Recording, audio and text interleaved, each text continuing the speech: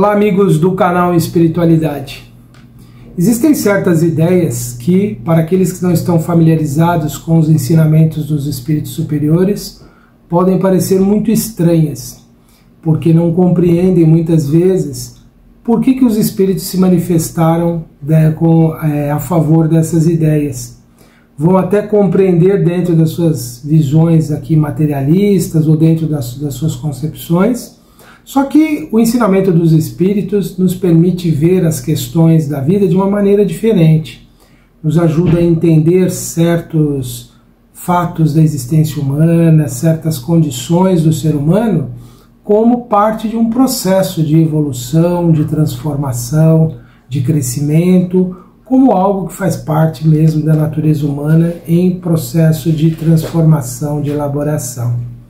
Os espíritos, quando nos transmitiram seus ensinamentos, nos revelaram fatos incríveis sobre a nossa condição, mostrando principalmente que o ser humano é um ser perfectível, um ser destinado à perfeição e que absolutamente nenhum ser humano está condenado a nenhum tipo de situação definitiva.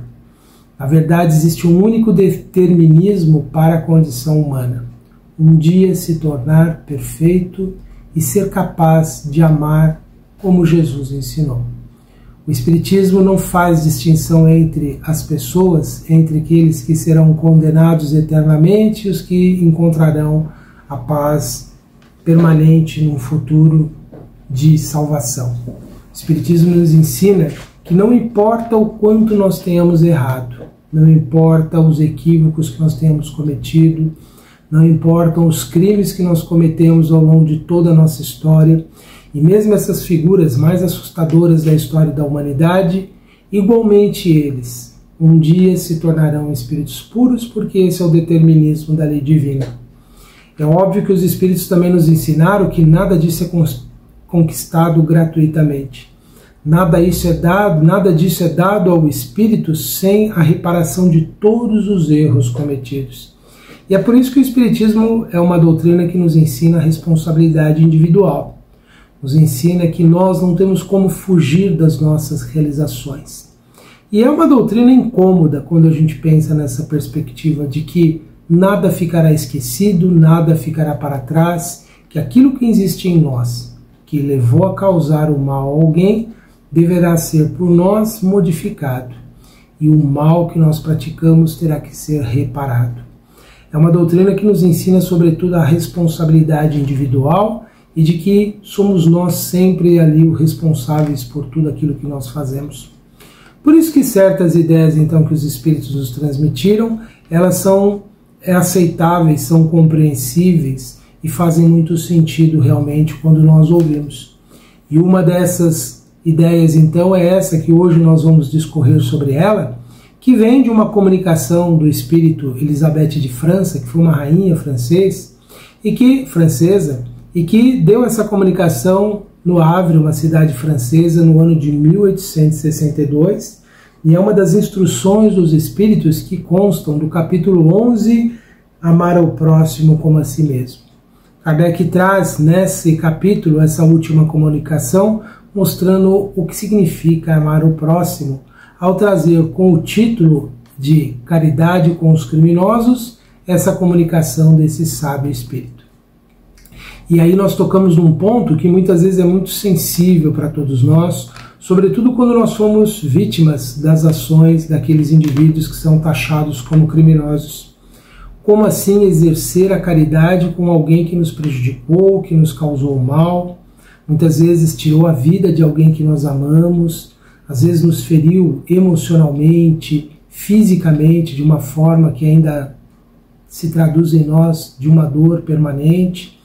Como assim ter caridade com esses seres, não é? Entendendo essas ideias de Elisabeth de França, nós podemos entender então o que significa essa caridade. Ela começa dizendo assim, então, em sua comunicação: a verdadeira caridade é um dos mais sublimes ensinamentos de Deus para o mundo. Entre os verdadeiros discípulos da sua doutrina deve reinar perfeita fraternidade. Fraternidade é o sentimento de irmãos. Precisamos reconhecer que mesmo as pessoas mais malévolas são nossas irmãs. Dentro da visão espírita, todos nós somos irmãos, não existe distinção entre as pessoas, porque todos são filhos de Deus. Diferente de outras correntes que interpretam a condição de filho de Deus como sendo algo próprio da condição daquilo que a pessoa vivencia, para nós termos sido criados por Deus já nos torna seus filhos.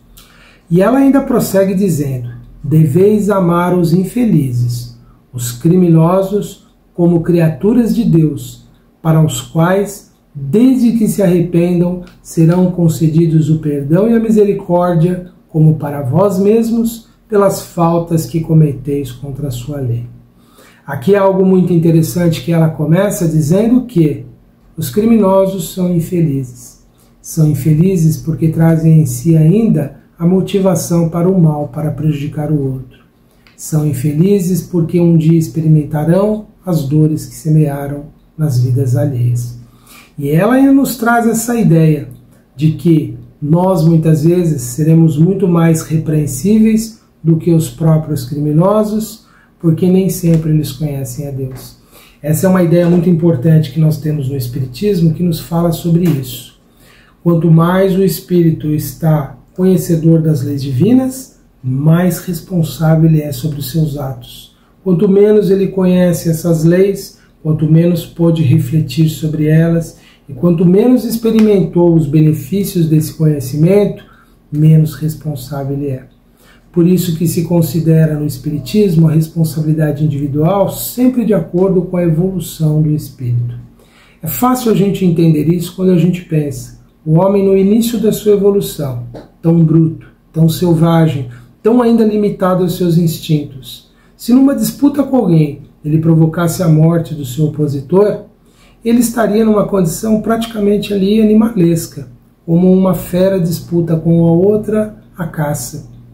Aquele que morre não pode ser considerado uma vítima, como aquele que levou à morte não pode ser considerado um assassino. É apenas a luta pela sobrevivência. O homem, na sua condição então extremamente primitiva, quando provocasse a morte de alguém ou o prejuízo, a dor a alguém, não era tão responsável em si quanto é o homem hoje. Após milênios de evolução, tendo adquirido inúmeros princípios, inúmeros valores, inúmeras virtudes, venha a causar o mal a alguém. Nós, naturalmente, seremos muito responsáveis pelas nossas ações prejudiciais a alguém. Então, imaginando que desses extremos, do início até o ponto atual, existem várias gradações dessa noção de responsabilidade, dessa consciência sobre os próprios atos, da responsabilidade sobre si mesmo. Nós aqui não conseguimos avaliar individualmente o quanto uma pessoa é ou não consciente do que é o certo e o errado dentro da perspectiva da lei divina. Por isso que nós não temos uma medida exata, justa, para condenar ninguém. As nossas leis necessárias, importantes e que devem ser exercidas, elas nunca vão saber realmente imputar uma pena exata para o mal que alguém fez. Mas as leis divinas, sim, sempre conduzirá o indivíduo exatamente à experiência que ele necessita para reparar o mal que ele causou. E esse é um pensamento que para nós é muito confortador, de pensar que por isso nós não precisamos exercer a justiça com as próprias mãos. Há uma outra mão muito mais sábia, muito mais precisa, que determinará aquilo que é exato para o indivíduo. Esse pensamento não nos isenta de fazer com que as nossas leis da sociedade sejam aplicadas e que, mais ainda, elas sejam aprimoradas para que um dia elas alcancem esse refinamento da lei divina. Ele nos serve para nos confortar em saber que todos os males que um dia praticaram contra nós será ali para o indivíduo um dia colocado como necessária a sua reparação a partir de experiências que ele vai viver. Mas então ela nos coloca inicialmente essa ideia que é muito importante, de que cada um é responsável perante a lei divina de acordo com a sua evolução. E que por isso muitos desses que nós chamamos de criminosos, que nós chamamos de malfeitores, são na verdade criaturas ainda no estágio muito precário ainda da sua evolução, muitos são ainda espíritos retardatários. E é óbvio que existem espíritos já bem adiantados intelectualmente, mas que não alcançaram ainda o desenvolvimento moral. Lembrando que quando falamos de moral, estamos falando da moral do ponto de vista da espiritualidade e não das convenções terrenas. Quando nós dizemos que um espírito é atrasado moralmente, quer dizer que ele ainda não entende as regras sublimes da vida que partem dessa noção superior que nós temos das leis divinas, que vamos gradualmente compreendendo, que vamos gradualmente assimilando. Quando falamos da moral, estamos falando daquela moral ensinada por Jesus, que diz de que devemos praticar o bem que desejamos a nós mesmos, que temos que ver o próximo como nosso irmão, que temos que perdoar quantas vezes forem necessárias, que temos que amar a tudo se quisermos verdadeiramente amar a Deus. Ela prossegue dizendo que nós não devemos julgar, não devemos condenar estes que são considerados então criminosos, pois com o juízo que nós julgamos é que nós seremos julgados. Lembrando que aqui o Espírito fala desse julgamento íntimo que nós fazemos e não desse que a sociedade deve exercer através das suas instituições, que foram criadas justamente para estabelecer algum controle, para tentar manter alguma ordem na nossa sociedade. Esse julgamento que é próprio dos tribunais, dos magistrados e que seguem ali leis que são previamente estabelecidas, ele é fundamental, ele é necessário. O julgamento que o Espírito diz para que não façamos é esse de querermos uma justiça punitiva que determine ao outro sofrimento simplesmente e não oportunidade de transformação. É esse julgamento que nós queremos às vezes tão severamente impor, na verdade como uma forma de vingança e não como uma forma de educação e transformação do indivíduo. Ela diz então, porque se nós exercermos essa justiça intolerante, essa justiça punitiva simplesmente, nós estamos atraindo para nós exatamente essa justiça quando nós erramos. O que ela reproduz é nada mais, nada menos do que o ensinamento de Jesus. Não julgueis para não serdes julgados, pois com o mesmo rigor que julgardes, sereis julgados. Lembre-se que nós vivemos dentro de uma lei de atração, em que nós traremos para nós tudo aquilo que nós desejamos para o outro. Se nós desejamos punição, severidade, dureza, é o que nós vamos encontrar no nosso caminho, porque é o que nós estamos vibrando, é o que nós estamos atraindo, é o que nós estamos desejando. Devemos desejar sempre a verdadeira justiça, o verdadeiro bem que corrige para que aquele indivíduo se transforme. E ela ainda diz que não sabeis que há muitas ações que são crimes aos olhos de Deus de pureza, mas que o mundo não considera sequer como faltas leves? Imagine que o espírito, quando chega após o seu desencarne no mundo espiritual, descobre que aquilo que era aceito socialmente, aquilo que era considerado como normal, prática de uma época, na verdade eram atos bárbaros, atos indignos. Como hoje, quando nós pensamos na forma como nós tratamos os animais que nos servem de alimento. A humanidade criou um sistema tão cruel e doloroso de conduzi-los, de tratá-los, e muitas vezes seres altamente sensíveis, que têm emoções como a gente. Para a nossa sociedade isso é normal, é considerado aceitável, e muitos vão usar argumentos como é natural o sofrimento na predação, pois os animais sofrem. Mas para nós que já desenvolvemos alguma sensibilidade, achar isso normal significa que nós estamos reproduzindo conceitos aqui da Terra e ainda não entendemos que há algo superior aos nossos interesses imediatos, que há algo maior àquilo que nós experimentamos aqui. E podemos sair desse âmbito aí das questões que envolvem as nossas relações com os animais e pensarmos em tudo mais que nós vivenciamos. A forma como nós, às vezes, lidamos com as pessoas, dizendo, dei a ele aquilo que ele me deu, retribuí na mesma moeda do que ele me deu. É, na verdade, um conceito que é muito aceitável nos nossos dias, mas que, do ponto de vista espiritual, para aqueles que vêm tentando entender as leis divinas, passa a ser uma falta grave. Porque se nós passamos a entender que o que rege o universo é uma lei de amor, e que há uma sintonia, uma harmonização e uma atração daquilo que nós produzimos em relação àquilo que nós vamos receber, nós estaremos em falta quando exercermos esse conceito aqui que é considerado normal, de devolver ao outro aquilo que nós recebemos. É por isso que Jesus nunca ensinou a nós revidarmos, a nós nos impormos de forma violenta sobre as outras pessoas, a não retribuirmos o mal com o mal, mas pelo contrário, retribuirmos o mal com o bem que nós somos capazes de fazer. Então esse pensamento de Elizabeth de França é muito consoante, é muito de acordo com o que Jesus nos ensinou. Ela, quando diz assim, não julgueis, porque com o juízo que tiverdes julgados será aplicado ainda mais severamente, é porque nós já temos a compreensão de tudo isso que nós estamos falando. Se temos essa compreensão, temos que deter em nós esse juízo tão severo. Ela prossegue dizendo que a verdadeira caridade não consiste apenas na esmola que dais, nem mesmo nas palavras de consolação que as acompanhais. Não é isso apenas que Deus exige de vós. Ou seja, Deus espera de nós sempre o bem que nós pudermos fazer, ainda que seja a moeda ao necessitado.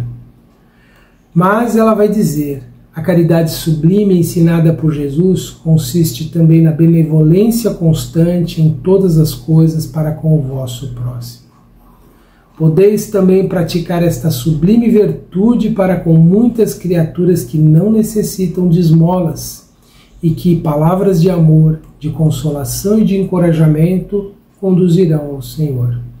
As palavras bondosas têm esse poder sobre as pessoas, é capaz de impactá-las, é capaz de fazê-las se sentirem diferentes. Tratar alguém com respeito, com bondade, é capaz de tocar o coração dessa pessoa e, ao invés de severidade, de crueldade, de dureza para aqueles que erram, nós podemos tratá-los com humanidade, por piores que sejam. Eu sei que isso para algumas pessoas é algo às vezes revoltante dizer assim, mas nós não precisamos ser como eles para demonstrarmos ali a nossa indignação. Não precisamos ter ódio para reprovar o quanto o ódio é algo inadmissível no ser humano. Não precisamos ferir para condenar quem fere. Ela ainda diz que aproximam-se os tempos, ainda uma vez vos digo, em que a grande fraternidade reinará sobre o globo. Será a lei de Cristo a que regerá os homens. Somente ela será freio e esperança e conduzirá as almas às moradas dos bem-aventurados. Inúmeros espíritos de criminosos que foram sentenciados à pena de morte, quando se comunicaram, ainda conservavam ódio e rancor em seus corações. Alguns se arrependiam, outros não. Isso revela, então, que nem sempre a dureza modifica o ser após a morte. É por isso que ela coloca isso, que somente a lei de Cristo será o freio. Ou seja, quando o indivíduo é tocado pelo amor, ele passa a pensar melhor nos seus atos e no mal que pratica. Elizabeth de França ainda diz, amai-vos, pois, como os filhos de um mesmo Pai. Não façais diferenças entre vós e os infelizes, porque Deus deseja que todos sejam iguais. Se é um Deus de amor, ele não poderia esperar algo diferente para aqueles que erram. Ele deseja que eles também um dia encontrem a paz, a harmonia e um dia se tornem perfeitos. Mas obviamente que passarão pelas longas provas que deverão um dia enfrentar. Não desprezais a ninguém. Deus permite que os grandes criminosos, e aqui vamos considerar que não são só aqueles que praticam a violência física, mas são igualmente os que engendram o mal na sociedade de as diferentes formas. Porque quando falamos grandes criminosos, nós podemos pensar que igualmente aqueles que através da corrupção, do desvio de dinheiro público, aqueles que manipulam a estrutura social para ter vantagem, criando miséria e dor, aqueles que fomentam as guerras, as ações destrutivas, todos eles são grandes criminosos. Mas por que Deus os permite aqui? Ela diz, Deus permite que estejais entre vós para vos servirem de ensinamento. porque em todo esse contexto nós todos aprendemos, sejamos vítimas diretas ou indiretas deles. Mas ela diz algo assim, olha, brevemente, quando os homens foram levados à prática das verdadeiras leis de Deus, esses ensinamentos não serão mais necessários e todos os espíritos impuros serão dispersados pelos mundos inferiores de acordo com as suas tendências. Ou seja, a tendência de que todos esses grandes criminosos, se não se arrependerem, se não se modificarem, deverão reencarnar nas humanidades que estão espalhadas nesse universo gigantesco que nós habitamos e que estão nesses diferentes mundos, em diferentes sistemas solares, em tantas galáxias que existem.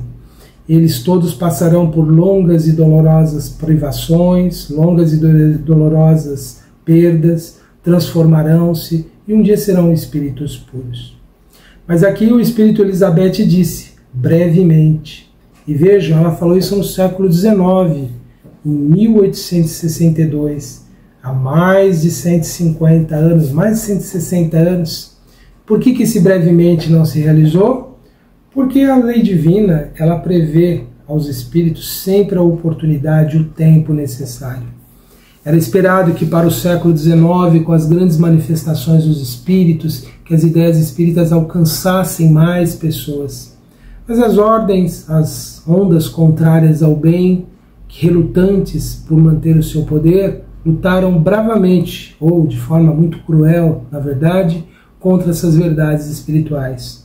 Foram os meios religiosos, os meios científicos, os meios intelectuais que combateram persistentemente as ideias espíritas, barrando o avanço dessa compreensão.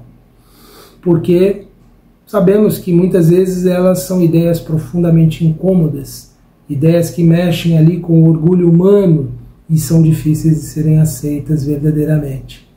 E isso então criou esse atraso que nós temos, esse impedimento de que essas ideias de fraternidade verdadeira chegassem à humanidade. Mas mesmo assim elas chegaram, porque muitos dos princípios libertadores do Espiritismo nós vamos encontrar em muitos movimentos que aparecem depois, ainda que materialistas, ainda que presos apenas a questões aqui da vida terrena, mas ainda assim pregam esses princípios muito semelhantes ao do Espiritismo, a da fraternidade, a da igualdade entre todas as pessoas, mas que ainda falta para consolidá-los a ideia que o Espiritismo nos traz da responsabilidade individual que cada ser carrega consigo, de que todos nós sempre seremos os herdeiros das nossas próprias ações. O dia que essa consciência estiver fortemente estabelecida em todos nós não precisaremos de leis, não precisaremos de controles, de vigias, porque nós mesmos seremos os nossos vigias, nós mesmos seremos os nossos controles, nós mesmos exerceremos o policiamento sobre nós quando tivermos essa convicção de que seremos responsáveis por tudo que produzirmos. É sobretudo a ideia de impunidade que leva o ser humano a fazer o mal. É sobretudo a ideia de que ele pode ferir sem consequências que o leva a agir de uma forma a ferir o seu semelhante. Quando compreendermos verdadeiramente que tudo o que nós produzimos, na verdade, retorna a nós, nós não teremos por que praticar esse mal mais, nós teremos transformado. E é por isso que todas aquelas expectativas que os espíritos tinham para o século XIX não se consolidaram ainda, porque há uma grande resistência, uma grande barreira. A espiritualidade superior trabalha com projeções sempre otimistas, porque o ser humano ele é capaz de atingir isso. Ele pode, o potencial existe em todos nós. Todos nós somos seres destinados à perfeição. Todos nós podemos atingir algo maior em nossas existências, sempre. Basta nós realmente acreditarmos e vivermos de acordo com essa crença, com essa ideia. Vamos ver o que Elizabeth de França então escreveu no final da sua comunicação. Deveis a esses de que vos falo, então os criminosos, o socorro de vossas preces. Eis a verdadeira caridade. Jesus não ensinou, orai pelos que vos perseguem e caluniam? Não importa se é o nosso adversário ali mais próximo, ou se alguém que ocasionalmente nos criou mal, devemos orar por eles. Não deveis dizer de um criminoso: é um miserável, deve ser extirpado da terra. A morte que se lhe inflige é muito branda para uma criatura dessa espécie. Ou seja, não podemos pensar isso. Não é assim que deveis falar. Pensai no vosso modelo, que é Jesus. Que diria ele se visse esse infeliz ao seu lado? Havia de lastimá-lo, considerá-lo como um doente muito necessitado e lhe estenderia a mão. Não podeis, na verdade, fazer o mesmo, porque há uma diferença muito grande entre nós e Jesus.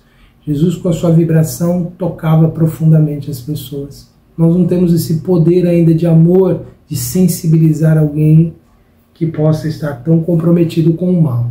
Então nem sempre nós poderemos ter essa proximidade tão grande de quem é um grande malfeitor. Mas ainda assim nós podemos, não podeis, na verdade, fazer o mesmo, mas pelo menos podeis orar por ele, dar-lhe assistência espiritual durante os instantes que ainda deve permanecer na terra. O arrependimento pode tocar-lhe o coração, se orardes com fé. É vosso próximo como o melhor dentre os homens. Sua alma transviada e revoltada foi criada como a vossa para se aperfeiçoar. Ajudai-o, pois, a sair do lamaçal e orai por ele. Então, todas as vezes que a gente ouvir falar de alguém que causou mal a alguém, oremos por essa pessoa. É uma vítima de si mesmo, um ser que não descobriu ainda o prazer, a alegria de fazer o bem. É um ser tão profundamente ainda atrasado que o que faz de modo egoístico, pensando apenas em si mesmo. Ele ainda não descobriu os benefícios do amor e da caridade. Então, oremos por ele, porque é o mais infeliz de todos, em todas essas histórias tristes que nós ouvimos. E para a gente encerrar isso, Kardec trouxe aqui uma pergunta que ele endereçou ao espírito Lamennais na cidade de Paris em 1862. E foi assim: um homem está em perigo de morte. Para salvá-lo deve expor a própria vida, mas sabe-se que é um malvado e que, se escapar, poderá cometer novos crimes. Deve-se, apesar disso, arriscar-se para o salvar? E o espírito responde de forma muito sábia: esta é uma questão bastante grave e que pode naturalmente apresentar-se ao espírito, ou seja, pode ser algo que aconteça realmente. Responderei segundo o meu adiantamento moral, desde que se trata de saber se devemos expor a vida mesmo por um malfeitor. A abnegação é cega. Socorre-se a um inimigo, deve-se socorrer também a um inimigo da sociedade. Numa palavra, um malfeitor. Credes que é somente a morte que se vai arrebatar esse desgraçado? É talvez toda a sua vida passada. Por quê? Pensai nisso. Nesses rápidos instantes que lhe arrebentam os últimos momentos da vida, o homem perdido se volta para a sua vida passada, ou melhor, ela se ergue diante dele. A morte talvez chegue muito cedo para ele. A reencarnação poderá ser terrível. Lançai-vos, pois, homens, vós que a ciência espírita esclareceu, lançai-vos e arrancai-o do perigo. E então esse homem que teria morrido injuriando-vos, talvez se atire aos vossos braços. Entretanto, não deveis perguntar se ele o fará ou não, mas correr em seu socorro, pois salvando, obedeceis a essa voz do coração que vos diz: podeis salvá-lo, salvai-o. Isso nos leva a pensar que todos merecem sempre uma oportunidade de continuar vivendo. Todos os seres merecem essa oportunidade de vida, porque ela é algo que não nos pertence. A vida é um dom sagrado, que deve ser sempre preservada, que deve ser sempre favorecida. Se nós não somos capazes ainda de entender isso, nós ainda precisaremos de muitas lições da vida, nos mostrando o quanto necessitamos ainda respeitar aquilo que é dado por Deus para que cada ser cumpra a sua missão na Terra. Então, se nos cabe manter a vida de qualquer ser que seja, abençoemos a sua existência e permanecemos a favor de que essa vida continue. Pois Deus tem um momento certo de fazê-la cessar, e não somos nós os instrumentos para isso. Quando tivermos que ser, seremos involuntariamente levados a isso, não dependerá da nossa decisão. A nossa decisão em favor da vida é sempre uma oportunidade de nós testemunharmos a nossa confiança de que tudo está sob o controle da lei divina. Eu convido então a todos, neste instante, para a nossa prece. E neste momento, Senhor, nós pedimos por todos aqueles que voluntária ou involuntariamente têm causado dor e sofrimento ao próximo. Nós pedimos, Senhor, que o Senhor possa envolvê-los na sua paz, no seu amor, que o Senhor possa transformá-los através das experiências da vida, Senhor. Que possam esses nossos irmãos receberem este conhecimento que nos ilumina, que nos esclarece, e que possam, por si mesmos, decidirem sempre pela prática do bem. Que possam todos eles encontrar, Senhor, oportunidade, ainda nesta vida, de modificarem-se por si mesmos e assim alcançarem, Senhor, um novo estágio de vida. E dessa forma nós desejamos, Senhor, tirar de nossos corações as nossas tendências dessa reprovação tão severa, tão contundente que exercemos sobre os que erram. Que possamos exercer mais compaixão, mais compreensão sobre as limitações que todos nós carregamos. E que dessa forma, Senhor, possamos compreender mais profundamente a lei de amor. Pai de infinita misericórdia, nós te pedimos, por tantos seres que lutam e relutam com suas consciências, atormentados pelos crimes praticados, ainda não conscientes dos erros cometidos. Que todos possam encontrar um momento de lucidez em suas vidas, em tantas regiões de sombra, de dor, de tristeza em que se debatem. E que possam despertar para esta longa caminhada de reparação, de regeneração e de transformação. Que o Senhor possa sensibilizar a todos os que causam o mal e que de alguma forma todos eles ainda possam, Senhor, aproveitar desta experiência atual para iniciar o processo de reparação. Que o Senhor possa amparar e auxiliar igualmente a todos os que sofreram, Senhor, suas ações, para que possam ser confortados, socorridos, para que possam transcender esses momentos de dor, Senhor, para que possam se sentir com novas oportunidades de vida, que as marcas que carregam em si, Senhor, possam ser transformadas, não apenas em traumas, mas em experiências que os façam ver a vida de uma forma diferente.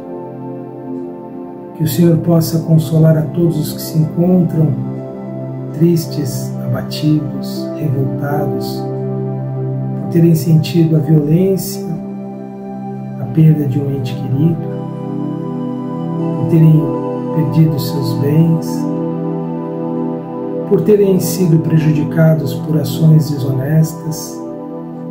Que esses irmãos possam ser confortados e acalentados, Senhor, a prosseguirem a sua jornada sem esse peso tão grande da raiva, do rancor e do ressentimento. Que possam todos eles, Senhor, encontrar a paz que necessita. E agradecido, Senhor, por tudo aquilo que nos engrandece a vida, por tudo que nos faz ser o que somos e vivermos o que vivenciamos, é que pedimos, Senhor, que a Tua paz permaneça com todos nós, envolvendo a cada um dos nossos companheiros de evolução que nos acompanham aqui semanalmente, que possam todos encontrar, Senhor, o conforto, o aconchego em seus mundos íntimos, que possam se sentir favorecidos, Senhor, por vossas leis, que possam perceber o amor e o amparo que cada um de nós recebemos diariamente, e que possamos, Senhor, cultivar dentro de nós a alegria de vivermos e de conhecermos as vossas leis. Obrigado, Senhor, por tudo. Que assim seja, graças te damos. Meus amigos, foram essas as nossas reflexões para este momento. Continue acompanhando as nossas reflexões aqui no programa Ponto de Vista. Acompanhem também o canal Em Espiritualidade em seus outros programas e a nossa programação no nosso site atenormorais.com.br. Um grande abraço a todos e até a próxima.